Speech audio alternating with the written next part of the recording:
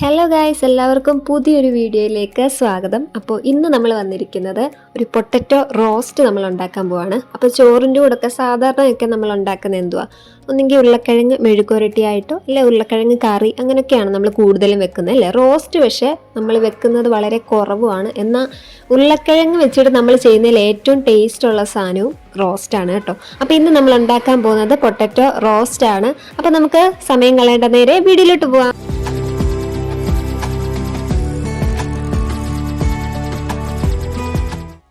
അപ്പോൾ ഗൈസ്, അതിന് വേണ്ടിയിട്ട് നമ്മൾ ആദ്യം തന്നെ ഉരുളക്കിഴങ്ങ് എടുത്ത് വെച്ചിട്ടുണ്ട് കേട്ടോ. അപ്പോൾ ഇത് നമ്മൾ മെഴുക്കുരട്ടിയുടെ ഒരു സൈസിൽ നമുക്ക് എടുക്കാം, അല്ലെങ്കിൽ ക്യൂബായിട്ട് എടുക്കണമെങ്കിൽ ക്യൂബായിട്ട് എടുക്കാം. കുറച്ച് വലിയ പീസാണെങ്കിൽ നല്ലതായിരിക്കും. കാരണം റോസ്റ്റ് നമ്മൾ കുറച്ചുകൂടെ മിക്സ് ചെയ്തൊക്കെ ചെയ്യുന്നതുകൊണ്ട് പെട്ടെന്ന് അത് പൊടിഞ്ഞു പോവുകയൊക്കെ ചെയ്യുന്നതുകൊണ്ട് നമ്മൾ കുറച്ച് വലിയ കഷ്ണമാക്കിയത്.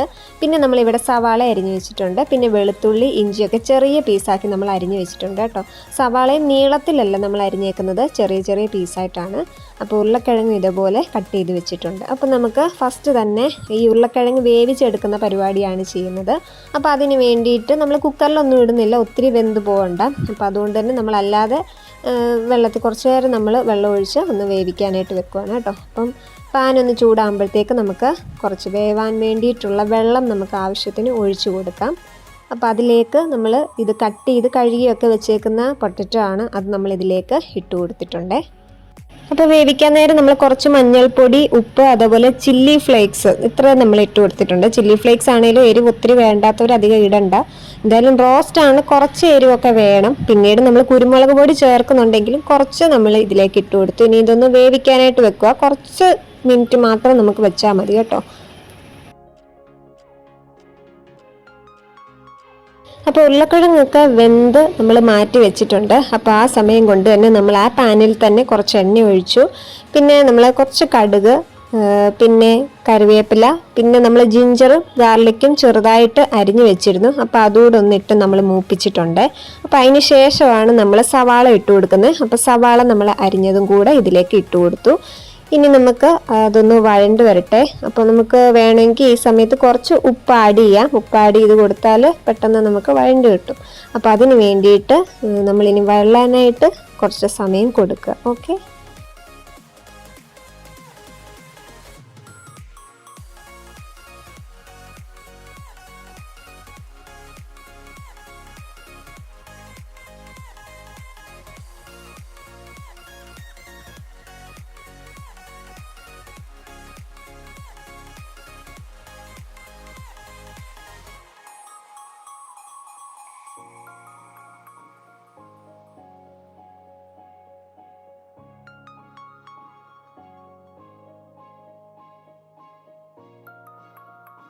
അപ്പോൾ നമ്മുടെ സവാളയൊക്കെ ഇവിടെ വഴണ്ട് വന്നിട്ടുണ്ട്, ചെറിയ ബ്രൗൺ കളറൊക്കെ ആയിട്ടുണ്ട്. അപ്പം നമ്മളിനി വേവിച്ച് വെച്ചിരിക്കുന്ന ഉരുളക്കിഴങ്ങാണ് ഇതിലേക്ക് ഇട്ട് കൊടുക്കാൻ പോകുന്നത്. അപ്പോൾ വെള്ളം ഫുള്ള് നമ്മൾ കളയും കേട്ടോ. ഇത് നമ്മൾ കറിയായിട്ടൊന്നും അല്ല വെക്കുന്നത്, അപ്പോൾ അതിൻ്റെ വെള്ളം നമുക്ക് ആവശ്യമില്ല.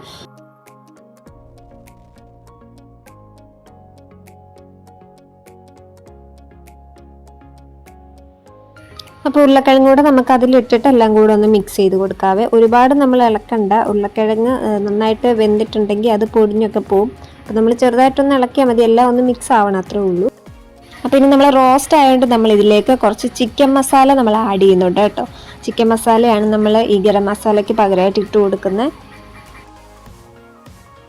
ഇനിയും കുറച്ച് മല്ലിപ്പൊടിയാണ് നമ്മൾ ചേർത്ത് കൊടുക്കുന്നത്. അതൊക്കെ നമുക്ക് ആവശ്യത്തിനനുസരിച്ചാണ് ഇടുന്നത്. പ്രത്യേകിച്ച് ഞാനൊരു അളവ് പറയുന്നില്ല.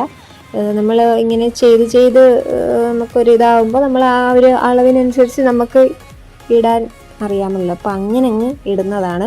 പിന്നെ മുളക് പൊടിയും നമുക്ക് ആവശ്യത്തിന് ചേർക്കാം. പിന്നെ ഇത് അധികം എരിവില്ലാത്ത മുളക് പൊടി ആയതുകൊണ്ട് ഞാൻ കുറച്ച് കൂടുതൽ ഇടുന്നുണ്ട്. ഇത് കാശ്മീരിയാണ്.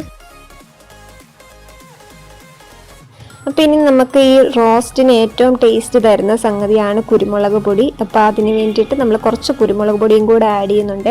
അതും എരിവിനനുസരിച്ചിട്ടൊക്കെ ഇട്ടാൽ മതി. ഒരുപാട് എരിവായി പോയി കഴിഞ്ഞാൽ അതുകൊണ്ട് നമ്മൾ അതിനനുസരിച്ച് ഇട്ടാൽ മതി. എത്ര വേണമെന്ന് വെച്ചാൽ നിങ്ങൾക്ക് ഇഷ്ടമുള്ളത്ര ഇടാം. അപ്പോൾ ദാ നമ്മൾ പൊടികളെല്ലാം ഇട്ട് കഴിഞ്ഞു. ഇനി ഇതെല്ലാം കൂടെ നമ്മൾ മിക്സ് ചെയ്യാനാണ് പോകുന്നത്.